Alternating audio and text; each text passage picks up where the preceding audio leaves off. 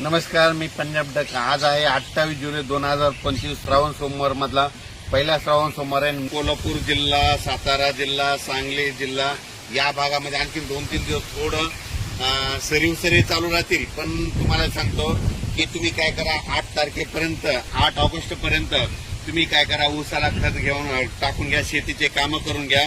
कारण की 8 ऑगस्टच्या नंतर म्हणजे 9 ऑगस्टला कोल्हापूर जिल्हा, सातारा जिल्हा, सांगली जिल्हा, धाराशिव जिल्हा, लातूर जिल्हा, बीड जिल्हा, परभणी जिल्हा, नांदेड जिल्हा, यवतमाळ जिल्हा या भागामध्ये 9 ऑगस्ट पासून पाऊस सुरू होणार आहे. म्हणून हा अंदाज लक्षात द्यायचा. आणि योगायोगानं कोल्हापूरमध्ये या ठिकाणी शेतकरी मेळावा आलोय. त्या कारखान्यावर शेतकरी मेळावा म्हणून या सर्वप्रथम कोल्हापूरवाल्याला सांगू इच्छितो, तुम्ही 8 ऑगस्ट पर्यंत शेतीचे काम करून घ्या. 9 ऑगस्ट पासून तुमच्या दक्षिण महाराष्ट्रातून म्हणजे कोल्हापूरकडून पावसाला सुरुवात होणार आहे. म्हणून हे अंदाज लक्षात घ्यायचा. विदर्भ आणि मराठवाड्यात तुम्हाला सांगतो, आज आहे 28 जुलै. आजपासून तुम्ही काय करा, आजपासून सूर्यदर्शन होणार आहे. पण काय होणार आहे, दुपारनंतर ज्या ठिकाणी सूर्यदर्शन झालं ना त्या ठिकाणी स्थानिक वातावरण तयार होऊन तुरळक ठिकाणी पाऊस पडेल.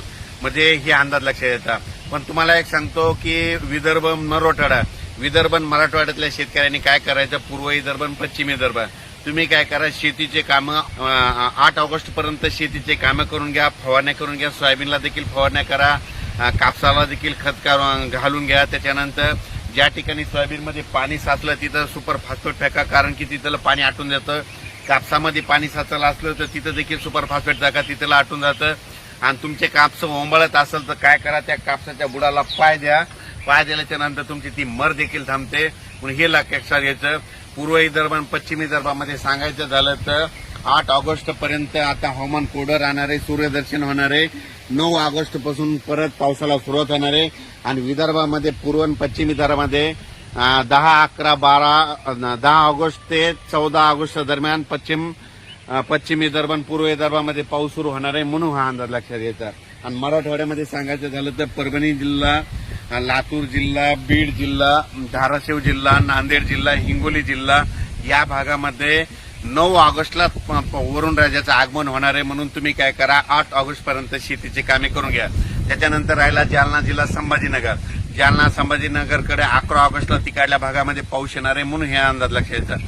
त्याच्यानंतर जळगाव जिल्हा, नाशिक जिल्हा, धुळे, नंदुरबार, अहिल्यानगर, त्याच्यानंतर पुणे या भागामध्ये 11 ऑगस्ट पासून ते 16 ऑगस्टच्या दरम्यान तिकडे परत पाऊस येणार आहे. म्हणून हा अंदाज लक्षात घ्यायचा.